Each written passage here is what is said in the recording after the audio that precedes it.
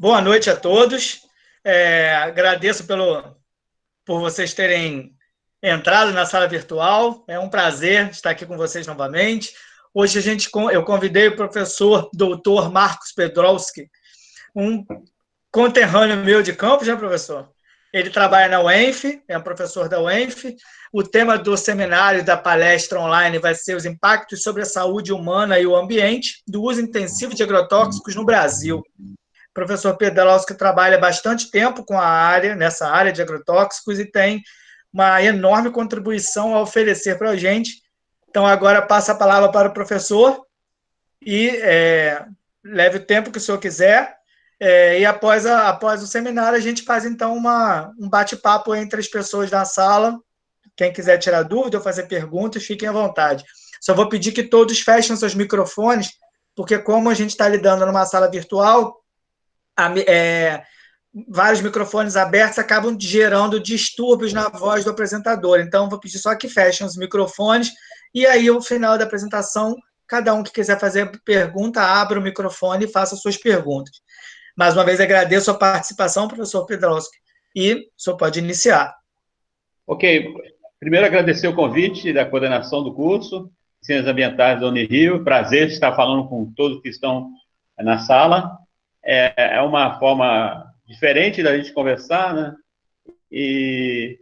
Mas eu espero que o que eu tenho aqui para dizer seja interessante. Então, dizer primeiramente que eu sou professor aqui da UENF, da Universidade Estadual do Norte Fluminense, desde 1998. Eu sou geógrafo de formação, com mestrado em geografia também pela UFRJ e um doutorado em planejamento pela Virginia Tech nos Estados Unidos. Desde que eu voltei aqui para o Brasil, então, eu fiquei fora de 91 a 97, 91 a 97, atuando aqui na UENF, no programa de políticas sociais e no programa de ecologia e recursos naturais, que é um pouco dessa minha dualidade como geógrafo, inclusive, e que acho que para o pessoal das ciências ambientais, eu espero que faça sentido ter uma formação como a minha, que é na geografia física e na geografia humana, e aí me permite trabalhar em dois programas em centros diferentes, inclusive. E por força da minha colaboração com a professora Cristina Cruz, da Faculdade de Ciências e Tecnologia da Universidade de Lisboa, também sou membro externo, colaborador do Centro de Ecologia, Evolução e Mudanças Ambientais da Universidade de Lisboa. Então, essa apresentação que eu faço, ela remonta a um trabalho que eu iniciei lá pelo ano de 2003. A UENF tem um canal de ciências, né, no YouTube chamado Tom da Ciência, que é um projeto de extensão lá do meu centro. Eu dou uma entrevista onde eu explico a origem do projeto, a origem do interesse que eu tenho há cerca de 17 anos em estudos agrotóxicos. Enfim, tenho publicado na área, tenho um projeto de pesquisa nessa área de agrotóxicos, continuo interessado no tema. Acho que o Brasil é um epicentro não só da Covid-19, mas um epicentro mundial do fenômeno dos agrotóxicos altamente perigosos. Nós somos um rebotalho de mercado para muitos produtos que o resto do mundo está rejeitando nesse momento. E, por isso, eu começo mostrando esse slide, que é das 7 que não são mais as 7. Que é interessante, porque se tem um setor que está se oligopolizando, é o setor da produção de venenos agrícolas. Então, vocês veem nessa transparência, eu espero que esteja claro, que em 2015 eram 8, eram as 10 maiores, estão mostradas. Na verdade, agora não são mais as 10 maiores, elas são as 7 maiores, porque houve na verdade, menos que isso, porque hoje a Dow Química juntou com a DuPont, a Bayer comprou a Monsanto, a Dama ChemChina comprou a Syngenta, aí você tem um processo de aglomeração cada vez maior desses grandes produtores. E aí você vê encontros interessantes também no slide, né?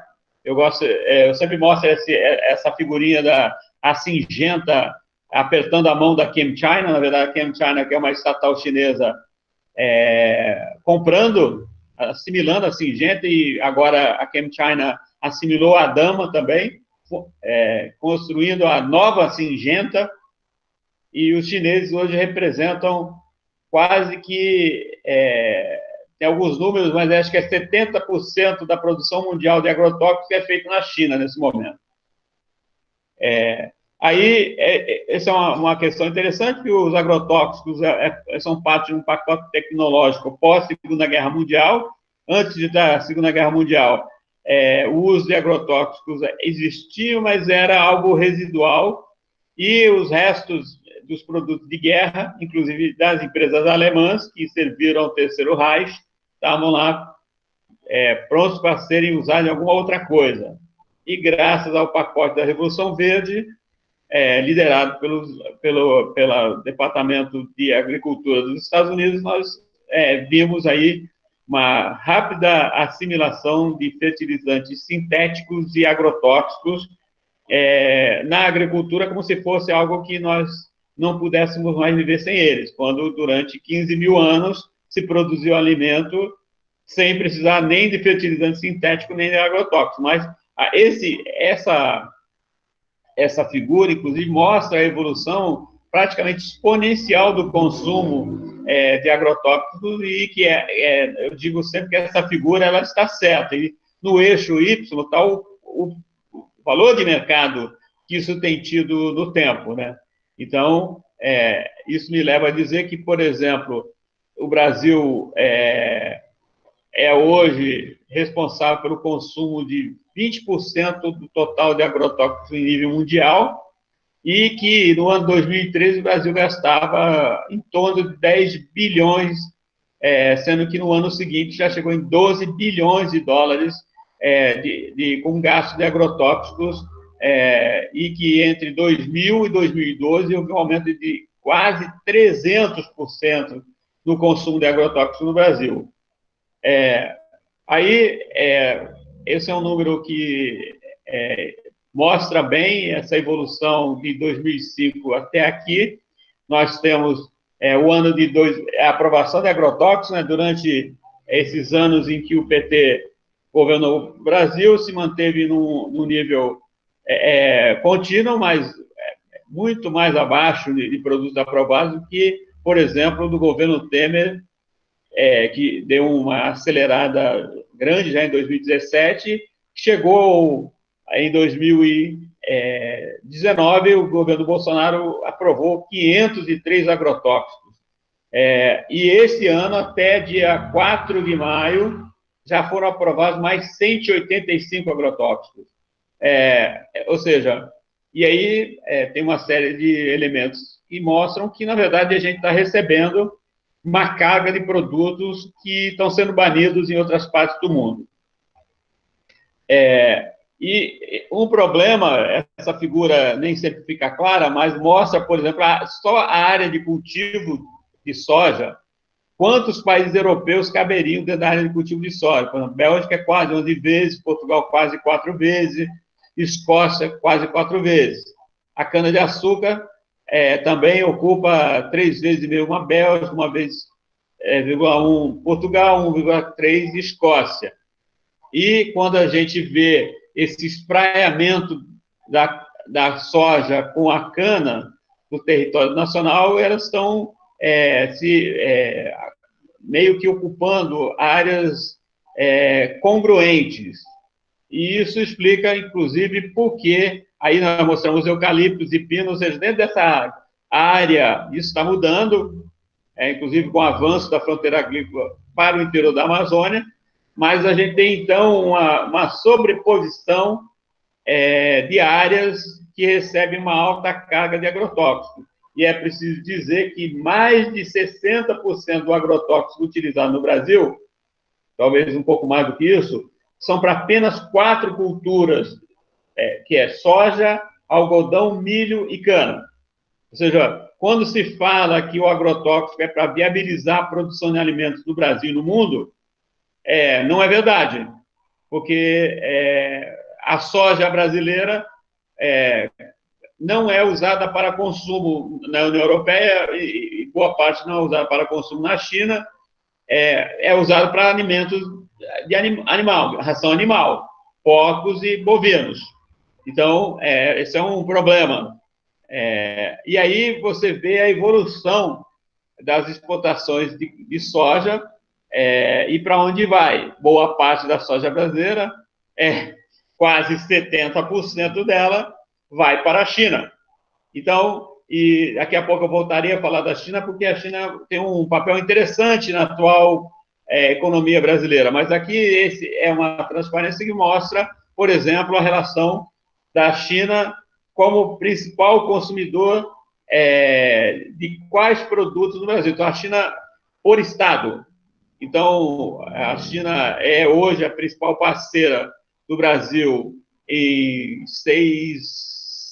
9, 12, 13, 14 estados, sendo que Hong Kong é parceira, e é China, mais 2 estados, e sendo que os Estados Unidos depois vêm, né, com 5 estados, e a Argentina, 6 estados, na verdade, dos Estados Unidos, não, 5 estados. Argentina, 1, que é um dado curioso, o principal parceiro comercial da Argentina no Brasil é o estado de Pernambuco, que é o único estado cuja balança comercial é garantida por produto industrializado. Todos os outros estados, a Argentina, inclusive, é a principal parceira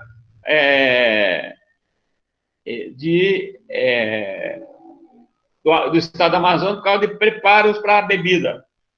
É interessante, né? Porque ninguém pensa que o principal parceiro do Amazonas é a Argentina. Nem que a Argentina é o principal parceiro de Pernambuco.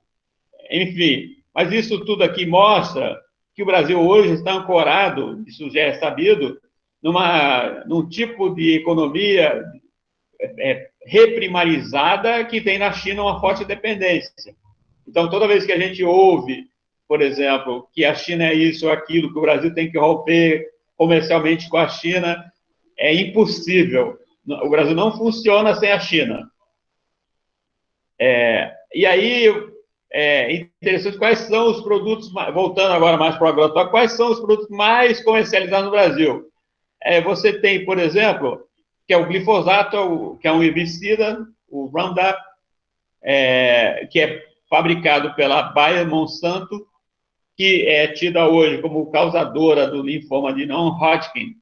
O 2,4-D é um herbicida, também conhecido pela alcunha de agente laranja, muito usado na Guerra do Vietnã, mas 2 que saltam aos olhos aqui são a atrazina e o acefato, que são associados a outros tipos de câncer. Então, mas essa proibição na União Europeia de atrazina e acefato aparece depois, e o outro que está aqui, que não é proibido, não era, mas agora que é o paraquat, que está para ser banido, inclusive, na China, a partir do mês de setembro. Então, o Brasil está mexendo com uma série de produtos que estão sendo rejeitados. Por exemplo, o imidacloprido, que é um neonicotinoide, também é banido na União Europeia agora. Enfim. Então, quais são as principais culturas? Eu tinha falado que era 4 ou 5. Então, soja representa 52% do consumo, cana-de-açúcar 11%, milho 10%, depois vem o algodão. Então, essas 4 culturas juntas representam em torno de 80% do consumo, na verdade. E elas são fortemente voltadas para a agroexportação, correto? E aí, muitas vezes a gente vê uma discussão se o Brasil consome muito ou não consome muito, porque aí, por exemplo, o pessoal do agronegócio vem na relação de gasto por tonelada produzida, aí o Brasil realmente não, porque o Japão gasta muito, o problema de área, a mesma coisa de quantos dólares por área é usado, o Brasil tem uma grande área agrícola em comparação ao Japão, que tem uma área mínima, mas na hora do vamos ver do custo, o Brasil, desde 2008, é o principal mercado mundial de agrotóxicos, representa 20% sozinho. É muito próximo dos Estados Unidos, também está próximo de 20%, mas em termos de valores, o Brasil é o que mais gasta desde 2008, é o principal mercado mundial para esse tipo de produto. Não é à toa que o Brasil é considerado, por exemplo, o país dos agrotóxicos, e eu acrescento, o país dos agrotóxicos proibidos. E aí você vê uma relação, o 2,4-D, o glifosato, aonde que eles estão sendo usados. Mostrei aquelas transparências anteriores, fica claro que é na área das grandes monoculturas.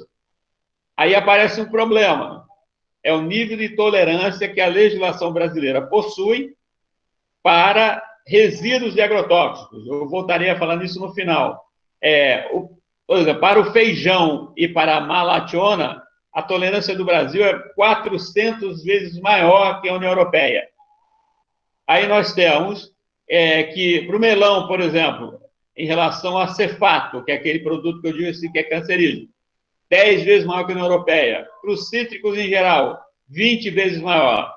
Aí quando você tem o glifosato, por exemplo, na soja, a tolerância do Brasil é 200 vezes maior que na União Europeia. Aí tem um problema que, por causa disso, a União Europeia não compra soja para consumo humano, só para ração. E países como Noruega já estão banindo a compra, e a Alemanha também agora, estão começando. A Noruega já tem um processo mais avançado de banimento da soja brasileira, mas a Alemanha também começou a fazer isso agora. Na alface, por exemplo, a malationa no Brasil é tolerada 16 vezes mais. E agora, interessante é o glifosato. Na água, o Brasil tolera resíduos 5 mil vezes mais do que a União Europeia. E aí nós temos uma combinação, por exemplo, de atrazina na água é 20 vezes mais, o acefato nem limite estabelecido tem, a malationa também não, diuron aceita um limite de em torno de 900 vezes mais a quantidade de resíduo de diuron na água. Isso depois causa um certo problema. Então, nessa figura aqui, nós temos a variação de quantas vezes mais o Brasil tolera esses agrotóxicos. E o que tem menos tolerância é com o clorpirifose e com o 2,4-D, que é de 300 vezes mais.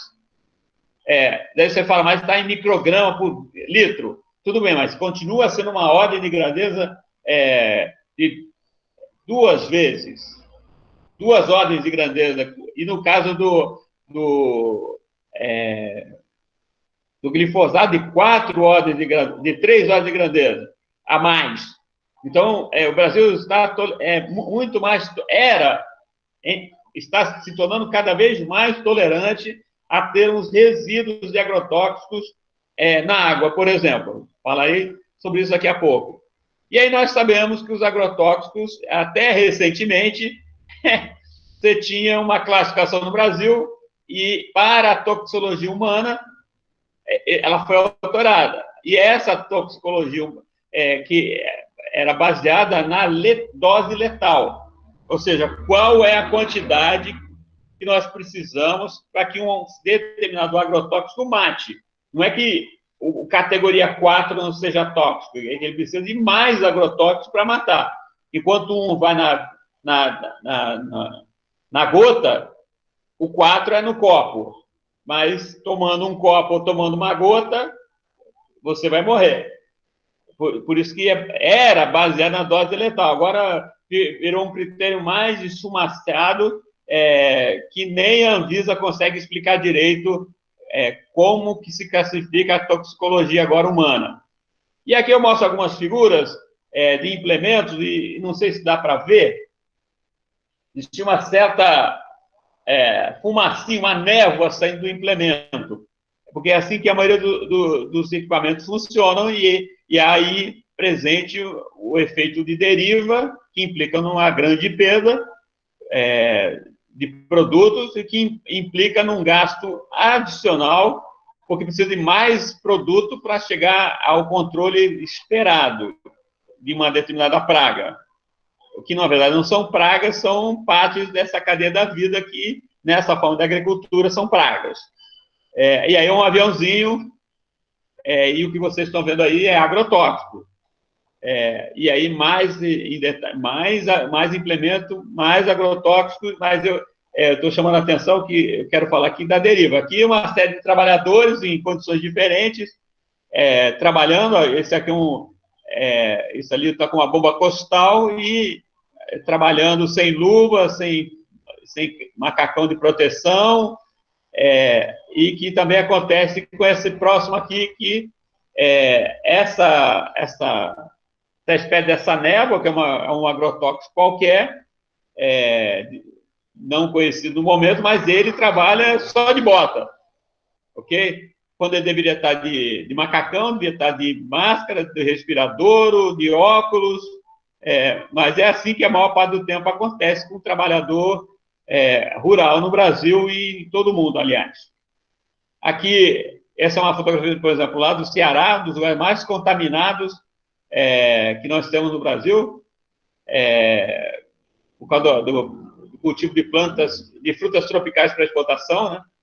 Ali está com uma mega bomba costal e aqui essa fotografia já é em Nova Friburgo, com a aplicação do que se chama o mangueirão, que ali tem uma pessoa aspergindo no cultivo de couve-flor, enquanto isso a esposa fica segurando a mangueira para ela ficar reta, para o produto sair mais rapidamente.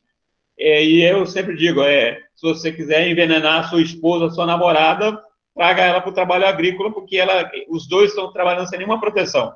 Então, para quem não conhece São Lourenço, que é a principal área de produção de olerícola, de verduras, hortifrutigranjeiras do estado do Rio de Janeiro, é um dos maiores usos de agrotóxicos que nós temos no Brasil. E aqui é uma cena completamente normal, corriqueira no Brasil, na agricultura familiar, por exemplo, é a pessoa preparando, ou um grupo ali preparando, e ele mexendo sem nenhuma proteção, sem respirador, sem luva, sem nada, e depois aspergindo o produto que ele preparou descalço. Então, essa é a realidade que nós temos na maior parte dos casos. E essa aqui é uma sucessão de um projeto de pesquisa que nós fizemos, e que os trabalhadores, inclusive na foto superior, não sei se dá para ver, eles sempre, no abacaxi, eles trabalham em duplas, né? E completamente sem proteção, e um deles, inclusive, está fumando. Ou seja, se o agrotóxico não intoxicar, ele se garante com o cigarro, né? Mas, óbvio que eu estou falando assim rapidamente, mas essa é uma condição do trabalho, é a condição laboral, é um problema ocupacional na agricultura familiar, porque aí essa coisa do agrotóxico, ela só é regulada, mal e porcamente, formalmente no Brasil. A realidade do uso do agrotóxico é o que essas imagens estão mostrando, pelo menos na agricultura familiar, que eu quero frisar, é ainda o lugar onde há um baixo nível de uso desse produto, porque os agrotóxicos representam um custo muito alto para quem o adquire. Eu cheguei a ver dados que o agrotóxico custa, do custo total da operação de uma fazenda, uma grande fazenda, é pelo menos 20% do custo anual, e que chega a custar mais que a compra de um trator, por exemplo.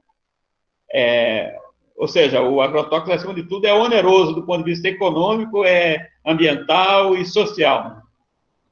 Aqui é um dado interessante, que eu estava falando da União Europeia, a figura não está muito boa, mas o que mostra aqui é um estudo na maior parte da Europa, e o que foi encontrado nos solos, em termos de quantos resíduos tinham, quantos tipos de resíduos tinham. E aí, o que tinha é que, muitas vezes, você encontrava mais de um resíduo. Então, é interessante que em 45% dos solos amestrados foram encontrados de 2 a 5 resíduos de agrotóxicos. E 13% foi de 6 a 10 resíduos. Então, esse é um problema que, muitas vezes, o agrotóxico é pensado como se alguém fosse lá e usasse só um. Aí aconteceria nada. Na verdade, o uso de agrotóxico ele é massivo, e muitas vezes os produtos agora já chegam até formulados de forma complexa. Ou seja, é um agrotóxico com vários princípios ativos. Porque como o pessoal já fazia isso, o agricultor já fazia isso de forma empírica, o que a indústria fez? Eles já estão fazendo isso de forma empírica, vamos fazer isso pela formulação. Então, eu, por exemplo, tenho catalogado no que eu criei no meu blog, que eu chamo de Observatório dos Agrotóxicos, uma série de produtos que já chegam formulados de forma complexa, sendo que, para algumas moléculas, o produto é aprovado na União Europeia e outra molécula do mesmo produto é proibido na União Europeia.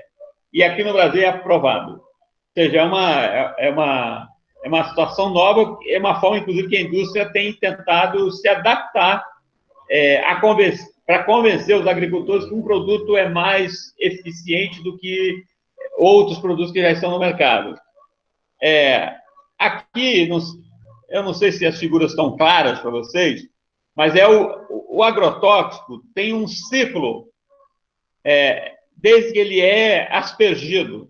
Ou seja, ele vai para a atmosfera, ele é fotodegradado, ele vai ter um runoff para corpos aquáticos, ele vai percolar no solo, vai atingir o lençol freático, e ele vai ser biodegradado. E muitas vezes a biodegradação, a fotodegradação gera compostos que são mais tóxicos do que aqueles que foram aprovados para comercialização.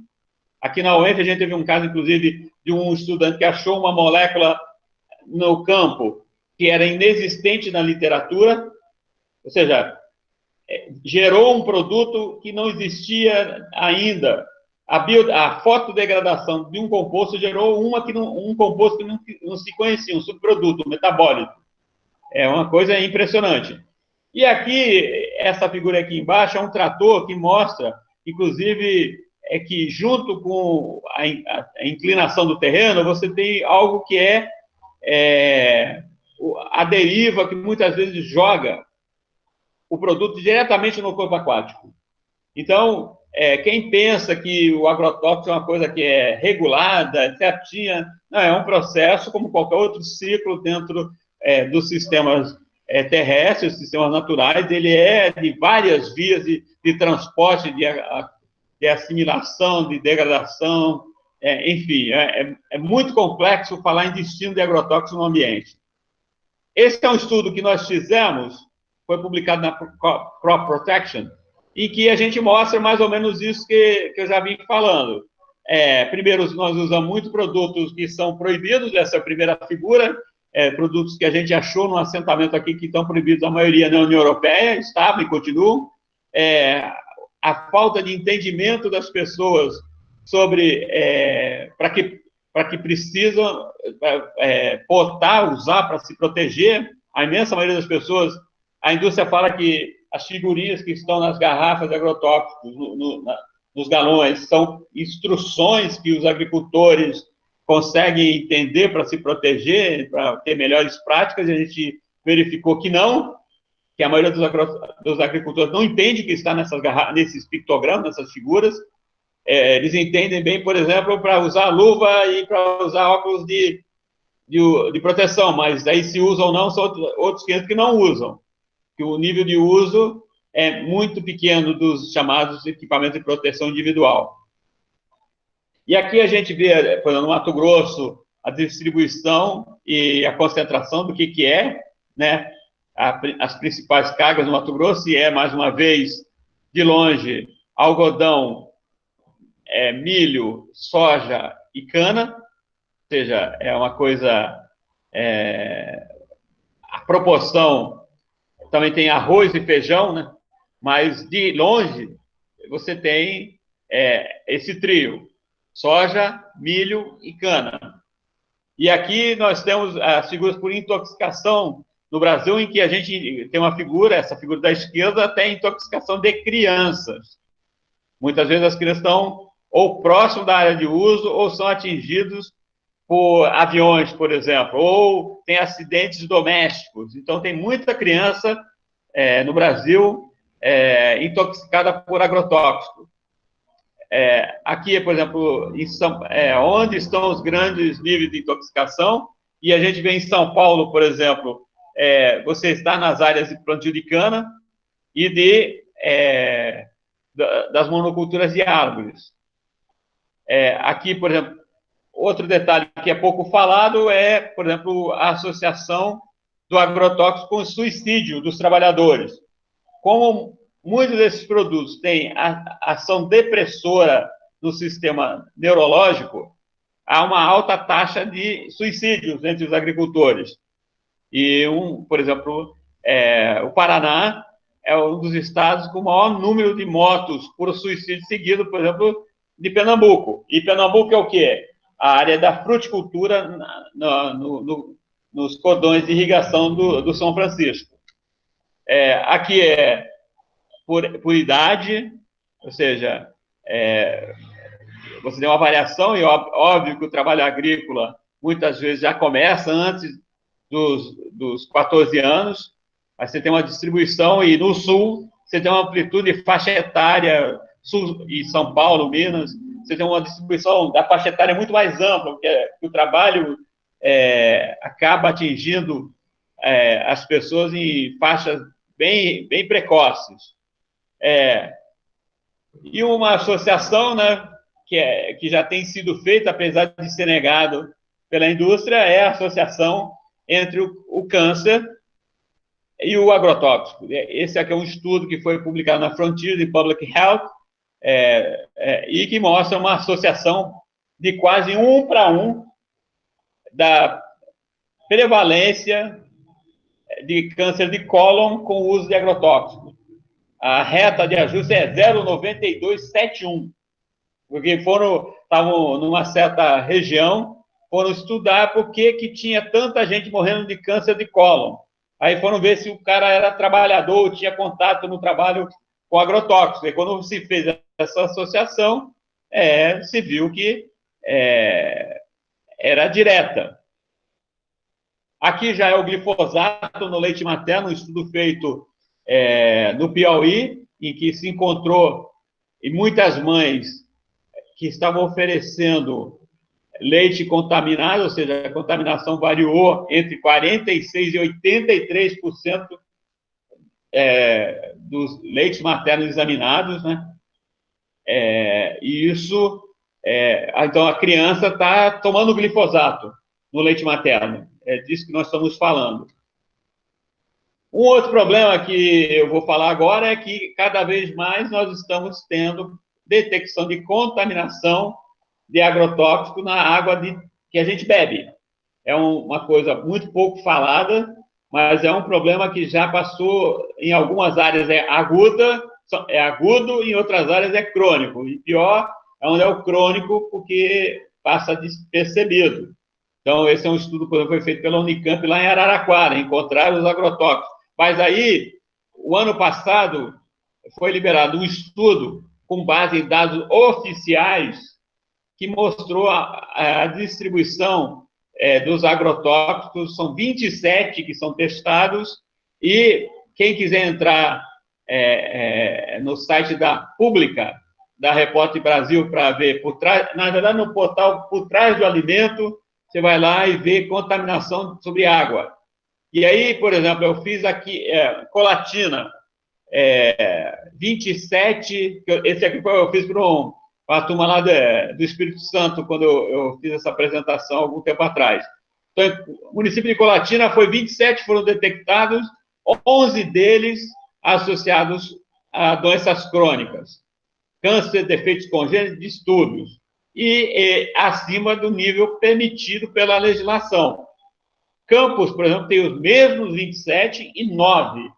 O Rio de Janeiro, se nós formos fazer, como o Rio de Janeiro recebe água, normalmente do sistema Guandu, que vem vem de São Paulo, se a gente for, porque aqui eu não pensei em separar da cidade do Rio de Janeiro, mas a gente tem que tem agrotóxico na água de torneira no país inteiro.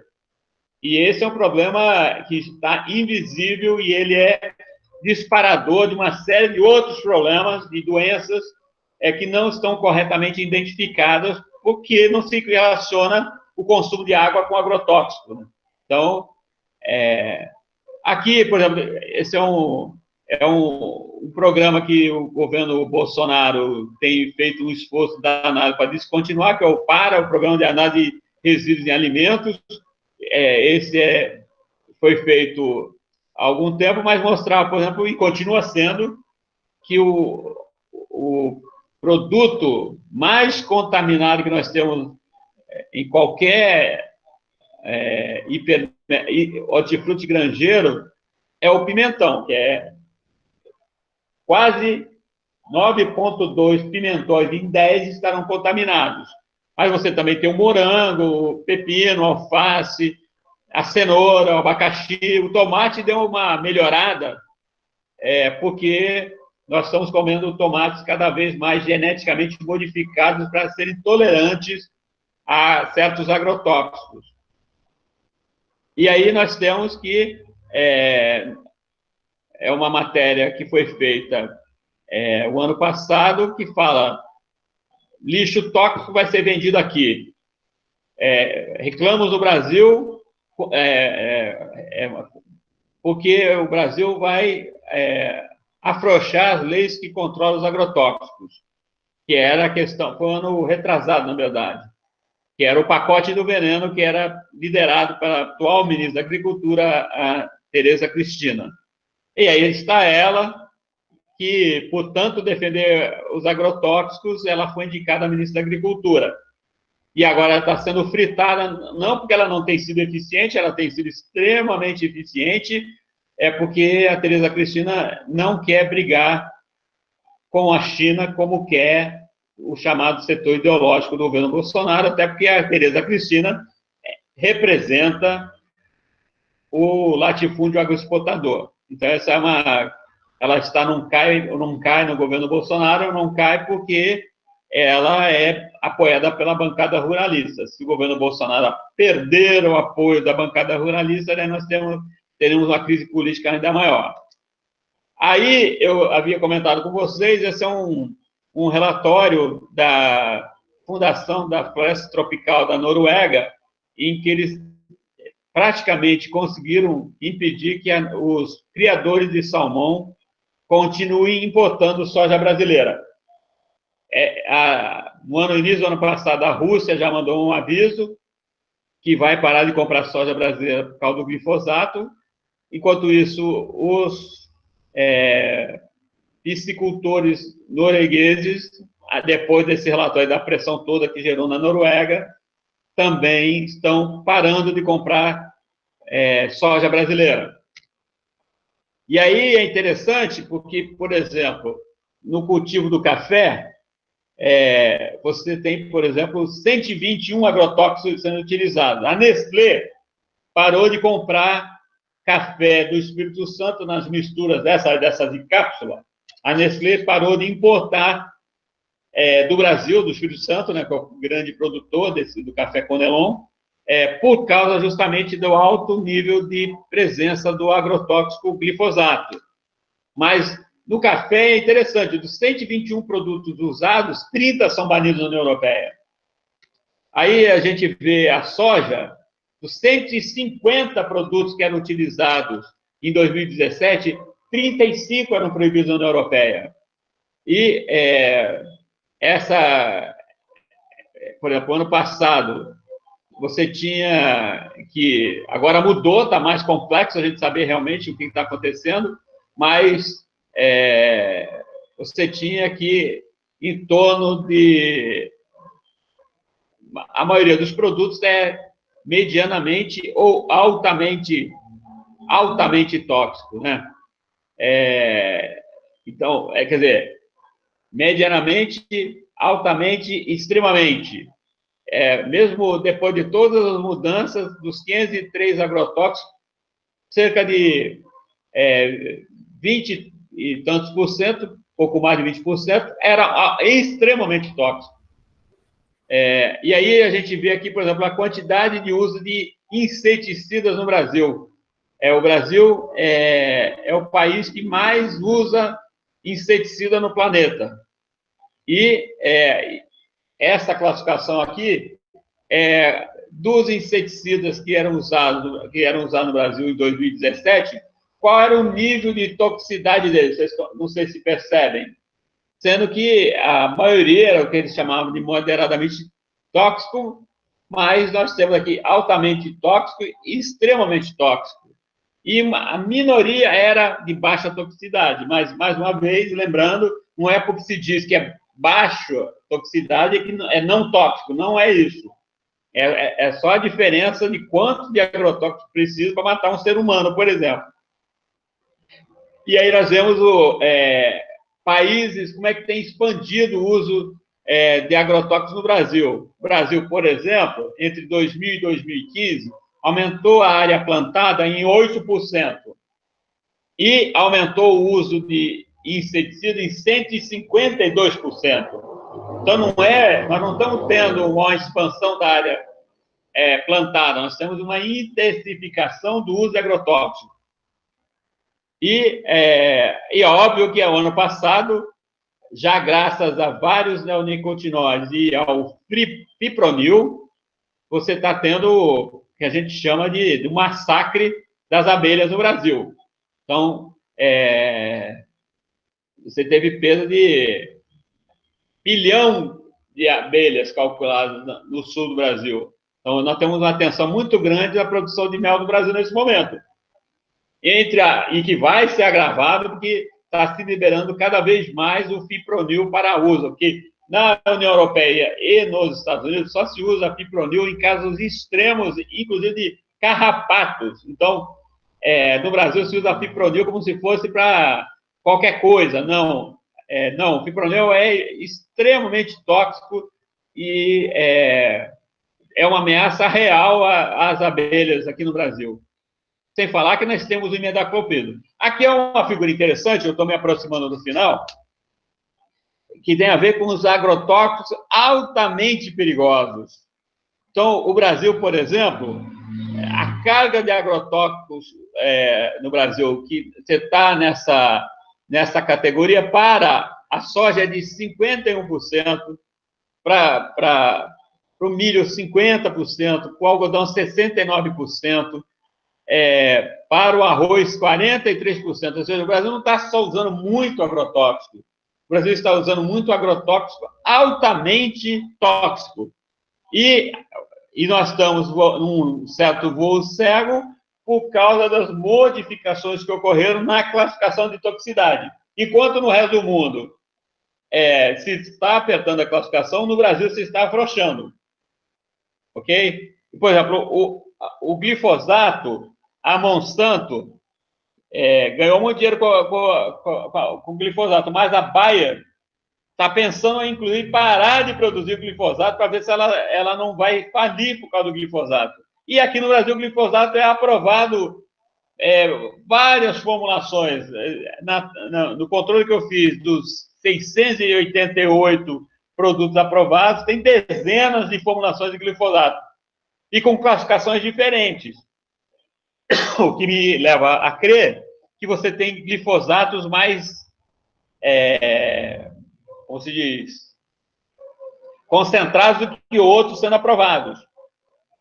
E que é interessante, né? Porque o problema do glifosato não é nem a molécula do princípio ativo, mas é a emulsão em que ele é jogado para poder ser usado. Então, o maior problema do glifosato não é a tal da glicinina modificada, é o meio pela qual ela é jogada no ambiente. Aqui, por exemplo, nós tivemos, eu falei do fipronil, dos neonicotinoides e os herbicidas, que são os inimigos da abelha. Mas o governo Bolsonaro, estranhamente, está aprovando um agrotóxico aqui, que é o dicamba. É uma novidade. Só que o dicamba está sendo acusado nos Estados Unidos, inclusive, de estar matando os cultivos de soja. Então, e aqui no Brasil, o dicamba agora está entrando. Ou seja, para mim, existe uma relação na chamada economia política do veneno. Se certos países proíbem o dicamba, outros têm que aprovar. E nós temos essa situação aqui no Brasil, nesse momento, em que há uma propensão a deixar entrar qualquer coisa, em nome de uma viabilidade dessas grandes extensões de monocultura. E outro exemplozinho que eu tenho aqui é o paraquat, que o paraquat hoje é praticamente só produzido na China. A China vai banir o uso interno do paraquat agora em setembro, vai banir para o resto do mundo ao final de 2020. E aqui no Brasil tem uma decisão da Anvisa de proibir o paraquat, só que o agronegócio está tentando desproibir. Como nós estamos com o governo Bolsonaro, é provável que se desproíba o paraquat. O problema vai ser onde comprar o paraquat. Que é o caso extremo, porque se pensa na China como... a China tem uma coisa, é a principal produtora de agrotóxicos do planeta, mas a própria China está apoiando e apostando a produção do controle biológico de pragas. Então, é interessante, ela vai vender agrotóxico enquanto puder, mas a opção chinesa interna é por diminuição dos agrotóxicos na agricultura chinesa, o que mostra assim, um pragmatismo chinês, mas que mostra que o Brasil, na verdade, está indo na via completamente oposta a quem nós, brasileiros, olha para a China, não, aquilo, poluição, não sei o que. Não, a China tem um projeto muito claro de evolução enquanto nação para se posicionar como o centro de um novo capitalismo. Se eles vão conseguir ou não, são outros 500, mas o novo capitalismo deles passa, por exemplo, na agricultura, diminuir a quantidade de agrotóxicos. Eu escrevi aqui, por exemplo, eu tinha comentado, café brasileiro no radar da Nestlé por causa da contaminação por glifosato. Na verdade, não está no radar, não, eles suspenderam as importações e o governo do Espírito Santo está fazendo um esforço danado para estabelecer novas formas de uso do café, para que a Nestlé volte a comprar novamente. E eu diria, só para sintetizar, que obrigado pela presença e por estarem me ouvindo. E agora, se vocês tiverem perguntas, por favor, estejam à vontade. Queria agradecer o professor Pedroski. Não dá para a gente bater palmas, né? Está meio complicado, mas sinta-se aplaudido pela palestra. E quem quiser fazer as perguntas pode abrir o microfone ou envia no chat que eu faço a pergunta ao professor, sem problemas.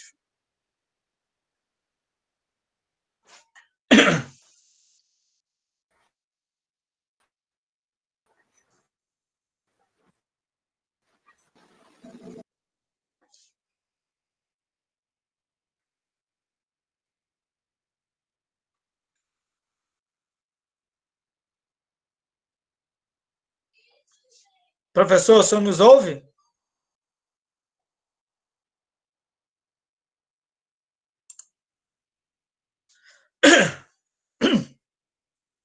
Parece que o seu computador travou, professor. E como o seu celular está com o áudio desligado, eu não consigo escutá-lo.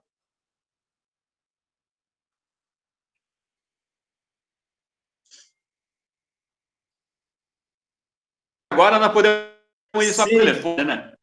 Está me ouvindo? Estou escutando sim. Então, podemos ir só pelo telefone, agora não precisa de uma apresentação. Muito bem. Estou esperando, eu acho que o pessoal está tímido, não está querendo fazer pergunta, não. Professor, não. Eu vi, quando eu estava conversando com o senhor mais cedo, né? Quando eu fui a esse acampamento não, esse assentamento rural ali do Zumbi dos Palmares, eu percebi que, além de usar os agrotóxicos em alta quantidade, eles reaproveitam a maioria dos frascos, né? Como vaso de planta, para tudo. Qual é o risco para eles disso? Como você já trabalhou lá, você sabe se eles pelo menos lavam, ou se eles fazem aquelas tríplices lavagens, ou eles também não tomam um cuidado com isso?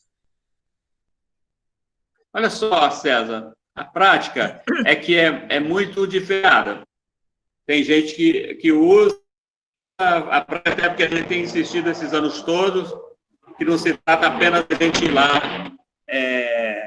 coletar dados, a gente interage com as pessoas, né? Eu acho que existe uma situação diferenciada, mas, mais uma vez, é interessante, que as pessoas usam o máximo que pode, porque aquilo custa muito caro. Então, como, por exemplo, se aproveita até o berro, né? Então, no agrotóxico não é muito diferente. Então, uma outra coisa que eu queria falar, já que o pessoal está tímido, que é muito interessante, porque como eu estive no Encontro Nacional de Ciências, dos Estudantes de Ciências Ambientais, que ocorreu em Fortaleza, me perdoe que eu não lembro que ano foi, eu acredito, por exemplo, que se tem um profissional que deveria, em que a questão dos agrotóxicos pode ter um tratamento mais elegante, é justamente o estudante de ciências ambientais, porque existe uma formação universal, né?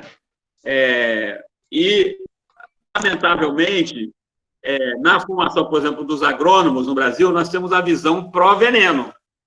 E eles são pouquíssimos agricultores são orientados devidamente pelos agrônomos, porque os agrônomos, agora existe uma questão, inclusive, a partir de umas modificações feitas pelo governo Bolsonaro, em que você não vai precisar nem ter um engenheiro agrônomo para receitar o agrotóxico, vai ser o próprio funcionário da loja de agrotóxico vai poder receitar o agrotóxico, que é um completo descaro, né?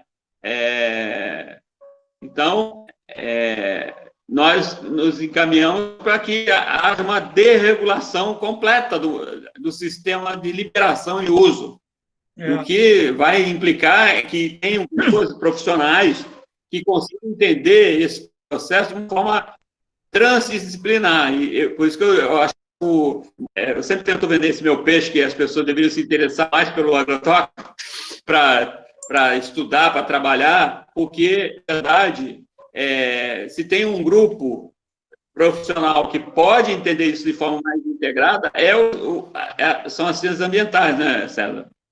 Com certeza. Aí tem uma pergunta aqui, professor. Além do consumo dos produtos orgânicos, existe algo que podemos fazer para driblar os prejuízos dos agrotóxicos nas nossas vidas? Foi o Roberto Souza que fez a pergunta. Olha só, eu tenho esse dilema todos os dias em casa. O que a gente vai comer? Então, eu diria que, apesar, nós somos criaturas de hábitos.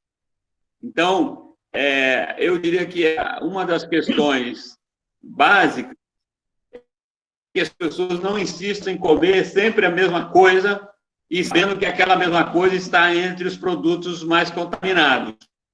Correto? Então, eu acho que aí, como a gente está num ambiente acadêmico aqui, as pessoas que estão assistindo são pessoas que estão estudando, inclusive são profissionais transdisciplinares ou interdisciplinares, eu diria que acho que a questão toda é você começar a entender, inclusive, essa relação de alternância de dieta, evitando aqueles que são contaminados. E eu também diria uma coisa, eu vou falar uma coisa agora que parece que é louco, mas eu tenho um experimento de agricultura orgânica no meu quintal. E vivo, tem mais choro e sorriso, porque eu não combato os meus amigos visitantes, eu estou esperando que haja um equilíbrio entre o que eu planto e os amigos que visitam, entendeu? Uhum. E mais o Edgar ou Wilson, que eu não sei se vocês conhecem, os alunos conhecem, mas você deve conhecer, que escreveu aquele sobre biodiversidade. Ele fala que a humanidade vai caminhar para a extinção, não é por nada, não. É porque nós perdemos a capacidade de plantar nossos próprios alimentos. Verdade. Okay? Eu diria para você que, para o Roberto, que uma das coisas que nós deveríamos buscar, e é possível, que eu tenho visto mais, especialmente na pandemia, tem muita gente ficando extremamente criativa, e óbvio que tem problemas, né?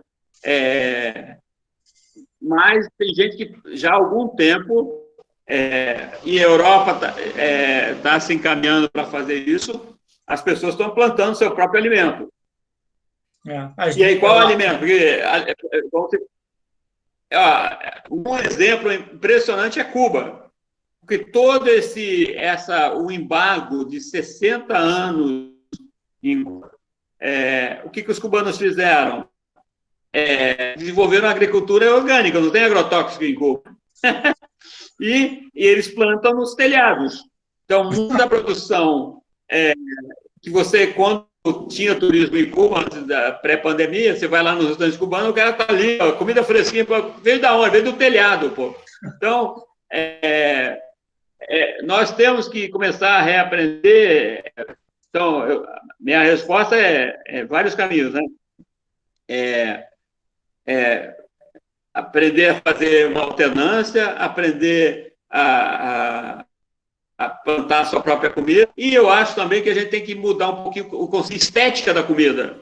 Muitas vezes a indústria da comida nos impôs uma estética da comida. Exatamente. Então a gente tem que abandonar isso. Ok? Aí, por exemplo, o descarte dos plásticos de agrotóxicos, existe um procedimento que é a tríplice lavagem, é você encontrar, é obrigatório, pelo menos era, né? É que você faça o descarte orientado e, normalmente, por exemplo, eu citei o exemplo aqui, acho que de Friburgo. Lá em Friburgo, as lojas estão mais ou menos concentradas num ponto e ele tem sua própria unidade de recebimento das embalagens para eles fazerem a entrega num depósito central. Então, a orientação é que você leve de volta a quem te vendeu ou você procure a unidade de recebimento. Aqui em Campo Grande tem um lugar que recebe as unidades. Obviamente, muita gente não cumpre o protocolo legal, mas existe essa lavagem, não é para descartar, não é para queimar, é para retornar a um ponto de coleta. Então, tem que ter no local o ponto de coleta. Por exemplo, o Diogo perguntou aqui duas coisas.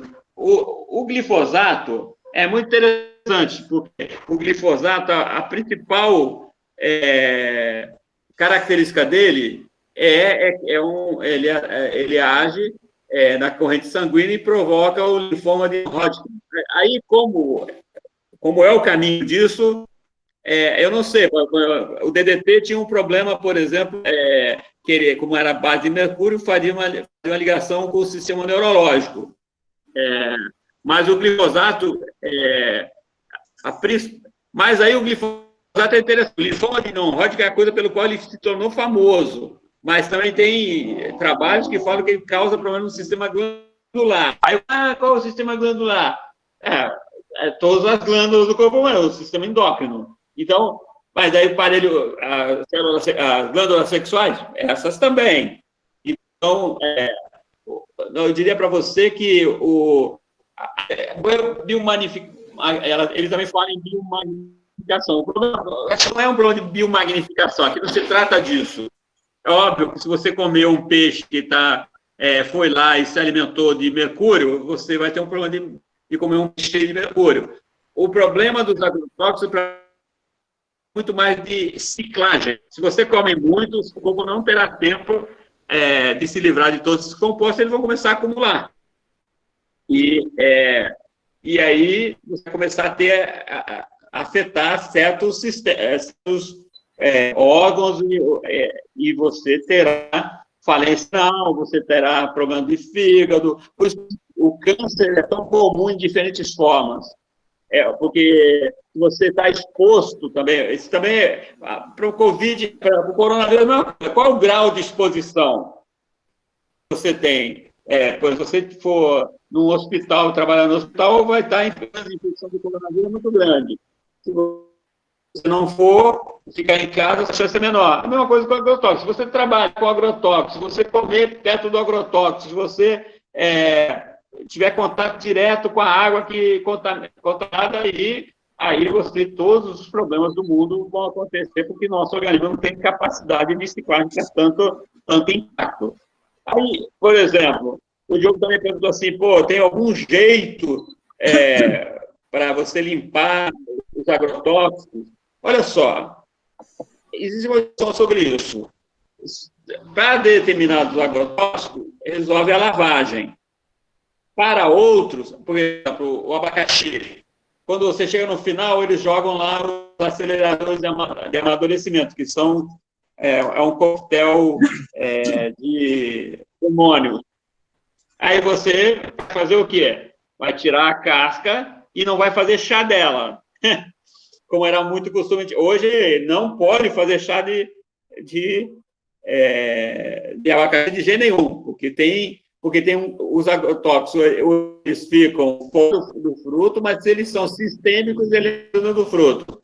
Então, eu diria, por exemplo, morango e pimentão, eu desconfio que ele é um problema sistêmico. Agora, por exemplo, maçã, eu sempre brigo com a minha companheira porque ela quer que eu coma a casca. Eu não posso comer a casca de maçã porque tem muito gado até chegar na lula, ok? Então, mais uma vez, o que eu tenho que fazer? Eu tenho que me informar quais produtos são problemas de contaminação sistêmica, aí eu vou comer menos, ou não vou comer, ou vou comer orgânico, e outros eu vou me livrar do problema removendo a casca, como eu faço com a maçã. Aí banana, eu gosto muito de banana, mas não posso ficar comendo banana o tempo inteiro, porque ela também recebe uma quantidade imensa de agrotóxicos, e alguns deles são sistêmicos. Não sei se eu estou sendo claro. O que eu estou dizendo aqui, que não há uma saída. Você pode tentar higienizar, pode tentar remover. Tem gente que usa realmente detergente nas casas do legume, mas para outro, ele foi afetado por um sistema que só se livrou daqueles que não são sistêmicos, estão na superfície da casca. Então, o que existe? Existe que a gente tem que ter uma postura muito mais proativa, né? De se informar sobre isso, okay? Sobre como se tratar. E as duas melhores soluções para quem tiver condições produção orgânica, né? Existe até hoje uma produção que é razoavelmente orgânica, que eu não vou botar minha mão no fogo, que são todos. Vou ver lá da propriedade do Marcos Palmeira, provavelmente orgânico. Do assentamento dos Palmares, eu vou falar que não tem muito veneno, porque essa é uma outra discussão sobre orgânico. Mas, ao mesmo tempo, eu diria que a gente tem que mudar a nossa concepção de comida.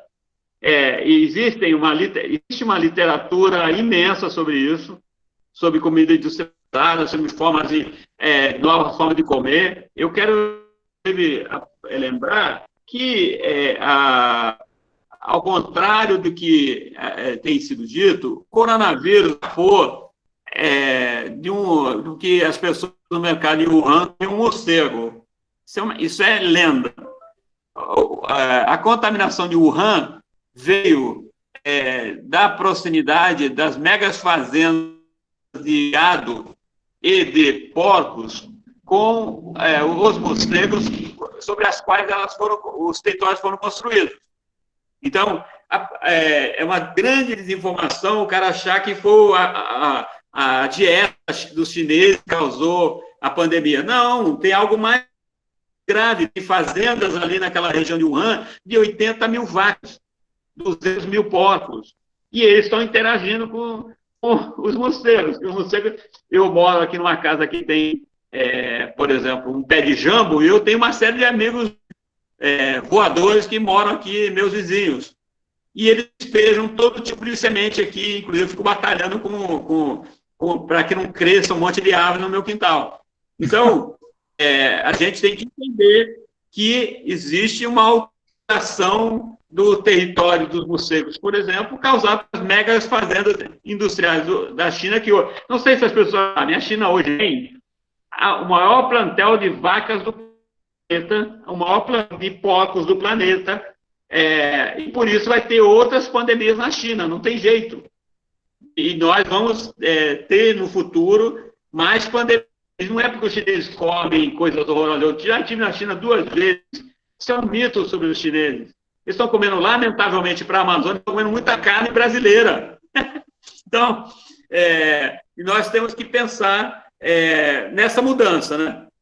Por exemplo, aí a Flávia estava falando que as pessoas estão falando que existe um problema de ficar estéreis. Olha só, eu não estudei o suficiente, eu sei que nós temos problemas de estudos que demonstram alterações cromossômicas por uso de agrotóxicos, intenso contato, no sul do Brasil, em regiões que começaram a só nascer meninas.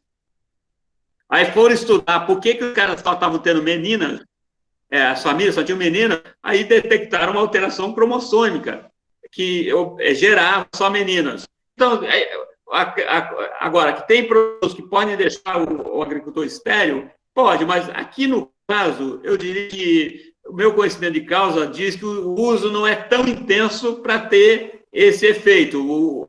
É mais fácil o cara ter, por exemplo, que é muito interessante, muito trabalhador morre do coração. Então, nós temos um problema por acidentes cardiovasculares. No trabalho com pelo estresse, por exemplo. É um outro elemento assim, que muitas vezes passa despercebido, né? Agora, a Raquel, existe alguma associação entre as taxas de câncer com o uso de agrotóxicos? Estudos, inclusive, eu sempre cito os trabalhos do professor Vanderlei Pignatti, da Universidade Federal do Mato Grosso, e da professora Raquel Rigoto, da Universidade Federal do Ceará, que são dois médicos que são os mais estudiosos dos efeitos negativos do uso intenso e indiscriminado de agrotóxicos sobre a saúde humana no Brasil. Para quem tiver interesse, Vanderlei Pignatti, com o G mudo, Pignatti, e Raquel Rigoto. É só ir lá no Google acadêmico e encontrar N trabalhos em que o câncer é das doenças que a gente associa com o alto uso de agrotóxicos. Aqui no Rio de Janeiro, o lugar que tem mais tradição com esses estudos é a Fiocruz e professor Josino Moreira. Tem um estudo de longo fôlego sobre a agricultura lá de São Lourenço, que câncer é prevalente. E é interessante, muitas vezes, como eu fiz um projeto, entrevistei em torno de 100 famílias lá em São Lourenço, muitas vezes é a esposa que pega o câncer no trato do agrotóxico, que é ela que vai cozinhar, ela que vai lavar as roupas que o cara traz contaminada do campo, ela vai ajudar. Muitas vezes o marido não contrai o câncer, a esposa contrai o câncer. Agora, em relação ao consumo de água contaminada com agrotóxico, que a Raquel também levantou, eu tenho que dizer que é o seguinte, é muito interessante. O agrotóxico, como qualquer substância, ele tem dois efeitos. Um é efeito agudo e o outro é efeito crônico. O agudo é aquele, você toma um copo de agrotóxico, vai cair duro morto. Aí você toma um agrotóxico diluído em resíduo, em uma quantidade residual, por 20 anos, vai ter algum efeito? Provavelmente. E como é que eu vou detectar isso? Esses problemas. A medicina brasileira não é muito bem preparada nem para identificar quando está claramente contaminado com agrotóxico. Isso não se treina o acadêmico de medicina para entender isso. Então, eu sempre digo que nós estamos vivendo uma epidemia no Brasil, e não é uma pandemia, mas é uma epidemia causa de múltiplas doenças que estão sendo causadas pelos agrotóxicos. E é uma epidemia invisível, porque, como existem fortes interesses relacionados, inclusive, com os grupos de mídia, o agrotóxico ele é muito mal abordado. Por exemplo, na Globo tem uma Trigueiro, às vezes quando o Gabeira faz uma matéria, mas é tudo muito residual. O Globo faz uma boa matéria, ela se perde no tempo. A maior parte do tempo, aí a Globo está junto com o agro é pop. Então, é muita desinformação em relação aos efeitos múltiplos do agrotóxico sobre a saúde humana, sobre o meio ambiente. Isso é interessante também, a gente ver que você tem estudos, né, por isso que a Europa está fazendo, eu chamo de giro, está saindo dessa dependência do fertilizante sintético e dos defensivos sintéticos, os agrotóxicos, né, para controle biológico. Por quê? Porque eles já se tocaram que está tudo contaminado, inclusive águas e solos. Eu, por exemplo, a minha colaboração lá na Universidade de Boa, inclusive, para quem quiser procurar no Facebook, tem uma empresa que tem uma página no Facebook, Asfert, com Temudo, Asfert Global, que é uma grande produtora lá em Portugal de agrotóxicos de controle biológico. Então, não é agrotóxico, é produtos de controle biológico. Inclusive, que é interessante, o Brasil tem uma base muito boa de produção de produtos de controle biológico. O problema é que as multinacionais, né, têm um poder fortíssimo dentro do Brasil. Né? Então, nessa aliança com o governo Bolsonaro e com a bancada ruralista, a gente está sufocando o desenvolvimento mais rápido, né, desses defensivos biológicos, como eles dizem. Né? Bom, não sei se tem mais alguma coisa. Por enquanto, não. Alguém tem mais alguma pergunta? Fique à vontade, ou abra o microfone ou digite no chat que a gente faz ao professor.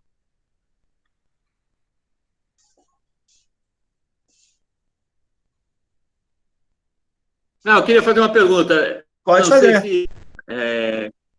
Não, eu queria saber se ficou clara a exposição, se deu para ver. Ficou sim. Eu achei muito esclarecedor. Não, eu queria saber deles, se eles se sentem mais bem informados sobre o assunto. Querem que eu mande a apresentação para você distribuir para eles? Se você puder, professor, eu gostaria sim, que aí eu coloco na página do curso também, em PDF, se o senhor quiser mandar em PDF, eu coloco na página do curso que eles têm acesso. Sim, eu vou dar uma dica. Quem quiser assistir a minha entrevista no canal do Tom da Ciência da UENF, é só ir lá no YouTube, Tom da Ciência. Ok. É só não confundir com um Tomzinho, mas é Tom da Ciência. Tem uma entrevista de vários professores, uma delas é minha sobre agrotóxicos. Mas então eu fiz a pergunta, as pessoas que muitas vezes, como a gente está numa situação bastante, como se diz, anormal, incluindo esse tipo de interação, as pessoas ficou claro, porque existe um balanço fino sempre, né? Que a gente tenta falar entre a academia e a propaganda. Falando sobre esse tipo de coisa, às vezes parece que eu estou fazendo uma antipropaganda, não é o caso. Na verdade, eu não acredito nessa forma de produção, mas eu tenho estudado com o máximo de rigor que eu consigo essa situação, né? Porque uma coisa é a gente tem opinião. No Brasil a gente tem um problema que hoje todo mundo tem opinião. Sim. Qualquer coisa. Mas ninguém realmente tende a querer estudar, porque por isso que nós somos tão mal vistos, né? A academia, as universidades, especialmente as universidades, a gente acaba sendo mal visto, porque a gente quer discutir os fatos, né? Não é só ter opinião. Exatamente. Porque, especialmente o pessoal que, por exemplo, os negacionistas. O Brasil tem uma febre de negacionistas. Se nega a mudança climática, se nega o desmatamento, se nega a Covid-19. Mas só se negam, não explicam o porquê, não justificam essa negativação, esse pensamento. Não, mas dentro da universidade a gente tem essa obrigação, a gente não só ter opinião. Por isso eu quero saber se ficou claro como às vezes a gente fala muito rápido, se eu passei o meu recado aí para a galera, ficou claro. Eu gostei muito da palestra, pelo que o pessoal está falando aqui, foi bem claro, foi bem esclarecedor. Uma coisa que você disse que chama muita atenção e que eu percebi também trabalhando um pouco com agrotóxico e com esses compostos naturais na tentativa de substituir o uso desses agrotóxicos, é exatamente essa mania que nós brasileiros temos de estética alimentar. Aquele alimento mais bonitinho e que naquele que tem um machucadinho no mercado, você já não escolhe. Isso é um dos problemas que levam cada vez mais ao uso agrotóxico, essa necessidade de um alimento bonito, muito mais bonito, muito mais apresentável, e que o custo para isso é exatamente essa quantidade enorme de agrotóxico que se usa, né? Não, eu quero só falar uma coisa, César, quero dizer uma coisa interessante. Eu tenho um blog, blog do Pedlowski. E então, um tempo atrás, eu escrevi, assim que começou o negócio da pandemia, foi dia 6 de abril, guia de leitura para entender essa e outras pandemias que ainda virão. Porque eu não quero ser muito depressivo, essa pandemia talvez não seja como diz, the big one. Nós teremos outros. E o pessoal mais jovem aqui, o pessoal mais jovem, inclusive, tem um problema que eles vão viver do que a gente e vão viver essa situação mais vezes, né? Isso vai acontecer, como se diz, elas vão presenciar a próxima e a próxima e a próxima, né, César? É verdade. Tá ouvindo? Estou sim. Mas aí eu coloquei lá um livro. Existe uma... Eu não sei se as pessoas já ouviram falar de um livro chama-se... deixa eu estou tentando achar o Animal Factory. De um cara chamado Dave Kirby. K-I-R-B-Y. Então, o Kirby, ele escreveu um livro.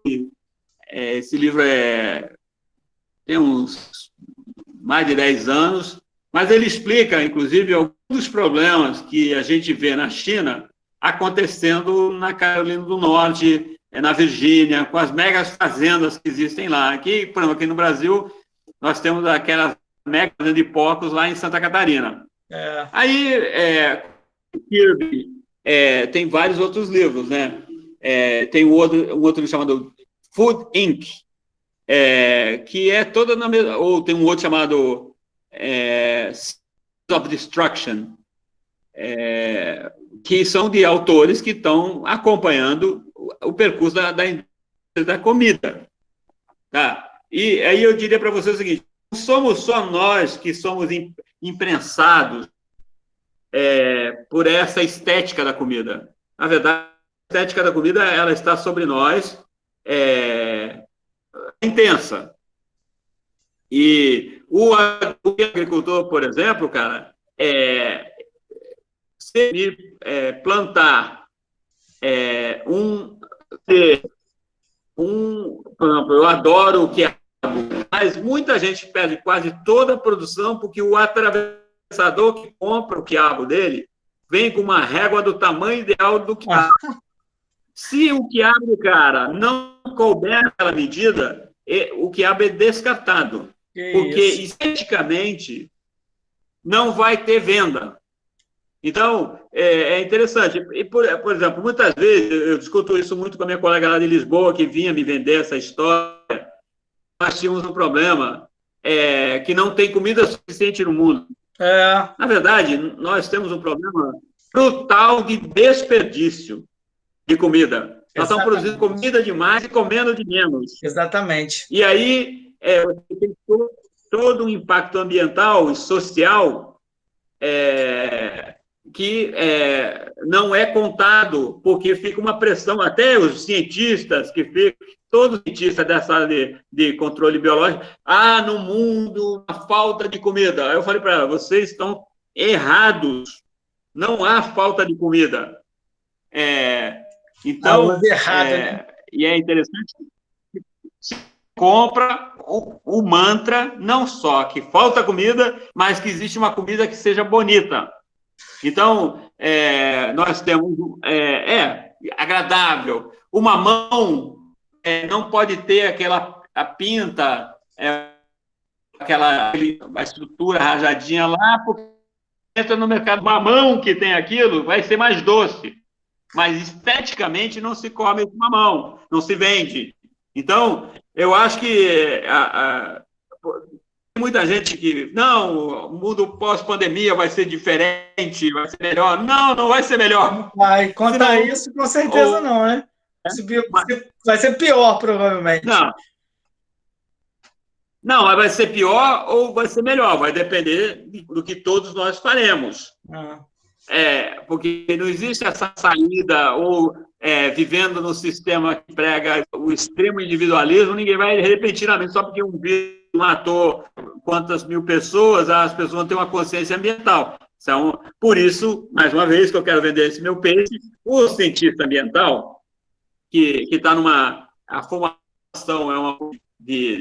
que às vezes é muito difícil depois para até entender por que ele está fazendo isso ou aquilo nas ciências ambientais, né? Apesar de ser geógrafo, eu tenho colegas que vivem esse drama, porque são professores de curso de ciências ambientais, né? E eu vejo que se está com a faca e o queijo na mão. Por exemplo, que é interessante, o falou, não, que aqui nós temos uma questão na maçã do paraíso, ou seja, na verdade, nós estamos falando do fruto estragado original.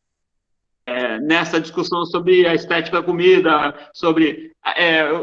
eu sempre conto, quando eu vou nessas propriedades, depois que eu conheço as pessoas, o cara fala, muitas vezes aconteceu, professor, aquele abacaxi ali eu separei para o senhor. E como é que é esse abacaxi?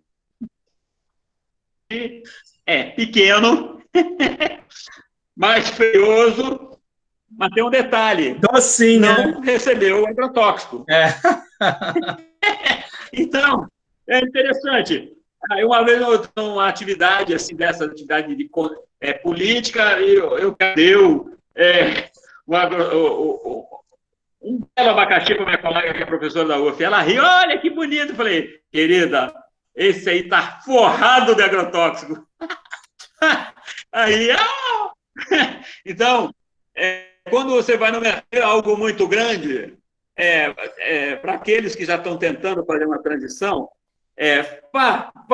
na seção de orgânicos, vê a cara dos orgânicos, tamanho, feição, e vai na bancada original dos produtinhos da Revolução Verde, com agrotóxico. Se você for por estética, você vai continuar comprando comida envenenada. Com certeza. Mas minha experiência, eu já morei no Brasil, fora do Brasil, vou fazer 60, então já morei fora do Brasil quase 8 anos.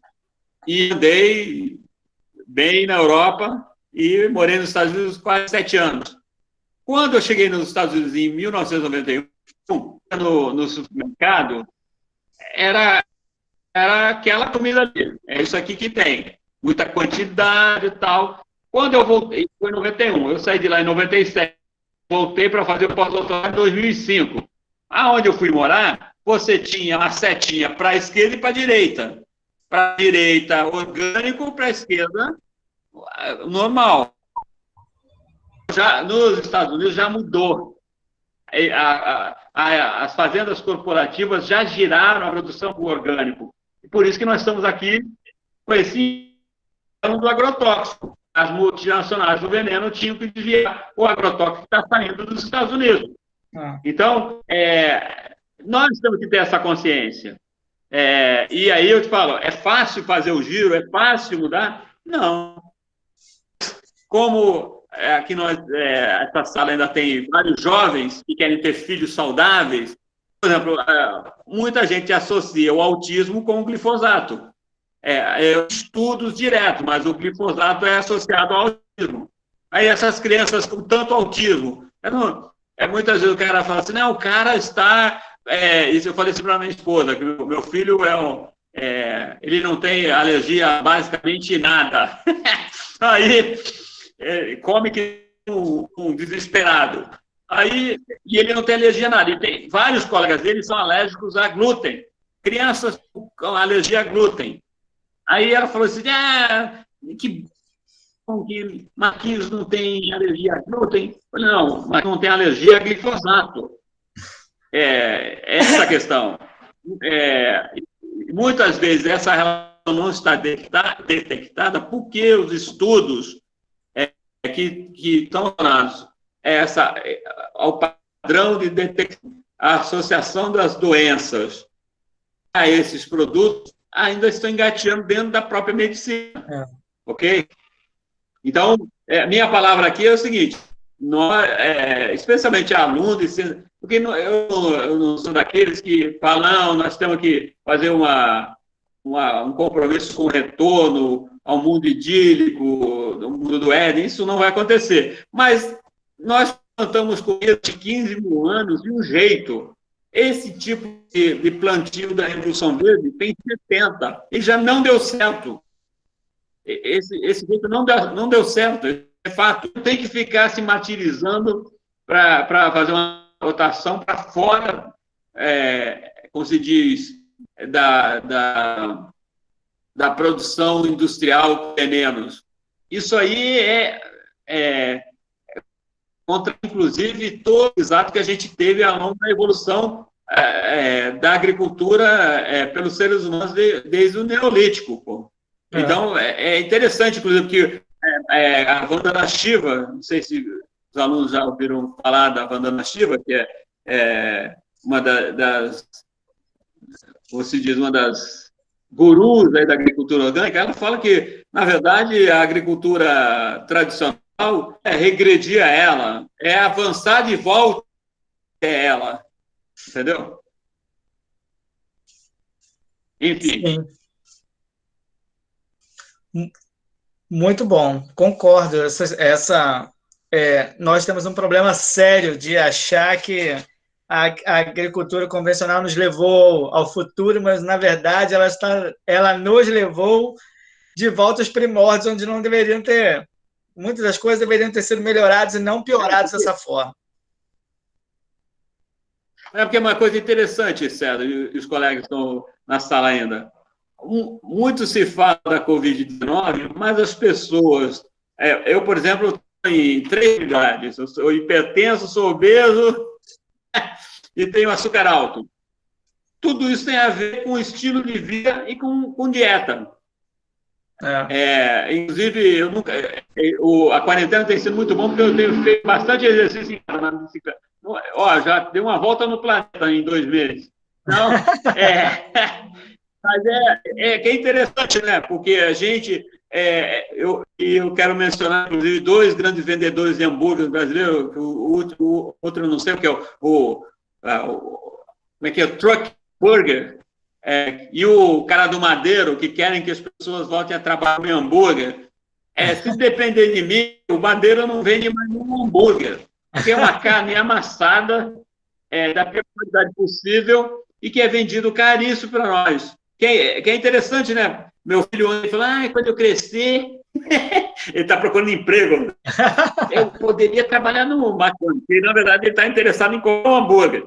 Aí eu falei, rapaz, um dos piores salários do planeta é de virador de hambúrguer do McDonald's. A gente tem operações melhores para você. Então, é um problema, né? Porque a gente come uma comida ruim, uma comida processada, e os trabalhadores que estão ali oferecendo essa comida para você são extremamente mal pagos. E no meio de uma pandemia, o maluco quer que a gente volte a trabalhar para ele poder vender os hambúrgueres de casa dele com pão, com aquele pão duro dele, com pão macio, e ele vende o pão duro para você comer um hambúrguer que é congelado em algum canto do interior do Paraná, e vendido a preço. Não, isso não é uma comida boa. É verdade. Essa é uma comida que não é nutritiva. E é interessante que a gente está... e é imposto, é um padrão imposto. E eu vou falar, a última que eu fui em Nova York, tem alguns anos, que foi 2012, você já ia no McDonald's para comer só menu de salada. Aqui no Brasil, o menu do McDonald's no Brasil não tem a opção de saladas gigantescas que tem nos Estados Unidos, por exemplo. É interessante isso, né? Porque continua, não nos empurra apenas veneno, nos empurra um ciclo de dieta, de composição, que eles mesmos já superaram. E aí o brasileiro... eu acho esquisitíssima essa adoração do pessoal aí pela bandeira dos Estados Unidos, né? Eu morei lá há 7 anos, e esse negócio da bandeira, abraça a bandeira americana, bater continência a bandeira americana. Pô, tem 30 milhões de desempregados nos Estados Unidos hoje que não sabem o que vão comer amanhã, estão fazendo mega filas de doação de comida. Não é um exemplo de sociedade assim que, do ponto de vista, inclusive, do que está sendo... Agora, esse é um problema que eu falo que é interessante. Eu falei, um dos efeitos peculiares da pandemia nos Estados Unidos, sabe qual é essa? Amigos que ainda estão tolerando essa conversa aqui, que a agricultura familiar está sendo revalorizada pelos habitantes que não podem ir nos restaurantes. O pessoal da agricultura familiar, que vive naquele cinturão das grandes cidades, que vendia para restaurantes e não vendeu mais, começaram a fazer suas bancas de verduras na cidade e está fazendo o maior sucesso. Estão vendendo como se fosse antes, né? E isso indica, inclusive, que a cadeia de alimentação de restaurantes nos Estados Unidos nunca voltará a ser mais a mesma, porque o pessoal reaprendeu a comer comida fresca vendida perto de casa. Diretamente do produtor. Porque, eu acabei de voltar da Polônia, que a minha família é polonesa. Você comprava comida, verduras frescas, numa praça líssima lá em Cracóvia, num estandezinho do cara da agricultura familiar. A mesma coisa tem na China. Só que aí tem gente que acha que a feira livre é demodê. Não, a feira livre é a nossa chance de comer melhor. Pô. Exatamente. Então, exatamente. Eu acho, por isso que se essa coisa toda que está passando vai ser algo, é para que a gente reflita um pouco mais sobre isso tudo, né? É verdade. Aprenda um pouco mais com isso, porque tá complicado. Beleza, então. Eu queria agradecer mais uma vez pela apresentação, pela disposição que você teve de nos agraciar com o seu trabalho. Queria agradecer a todos também que participaram. A gravação do vídeo da sala vai ficar disponível no site. Se você quiser ver, está ali para poder baixar. Eu quero ver. Queira utilizar. E o senhor está convidado para as próximas semanas. A gente tem feito saber evento. Como fazer isso. Oi? Eu não sei onde achar. Depois eu vejo aí. Eu mando para o seu e-mail o site do curso, que aí eu estou colocando os vídeos lá, disponibilizando lá. Ah, bacana. Aí eu mando por e-mail para você. E assim que terminar aqui... Viu? Assim que terminar aqui, eu te mando para o Drive já a apresentação. Ok. Então tá, professor. Mais uma vez, muito obrigado. Uma boa noite para todos. Aí eu vou aguardar vocês saindo, porque se eu sair antes, eu prendo vocês na sala. Então, se vocês quiserem saindo, fiquem à vontade. Mais uma vez, eu agradeço. Eu queria só dizer uma coisa. Oi, pode falar. Sim, César. Oi, estou escutando. Não, eu queria só dizer uma coisa para vocês, para todos que ainda estão na sala, né? Para que se cuidem. Sim. Essa pandemia só tem uma solução, que é o isolamento social e o cuidado extremo, inclusive, com os nossos familiares. A gente tem que evitar esse ruído que é anticientífico e que não atende interesses da população, entende? Outros interesses. Então, desejar que vocês passem pela pandemia de forma saudável e que cuidem bem de si e das pessoas que vocês amam. Okay? Um abraço. Esse tipo que é verdadeiro.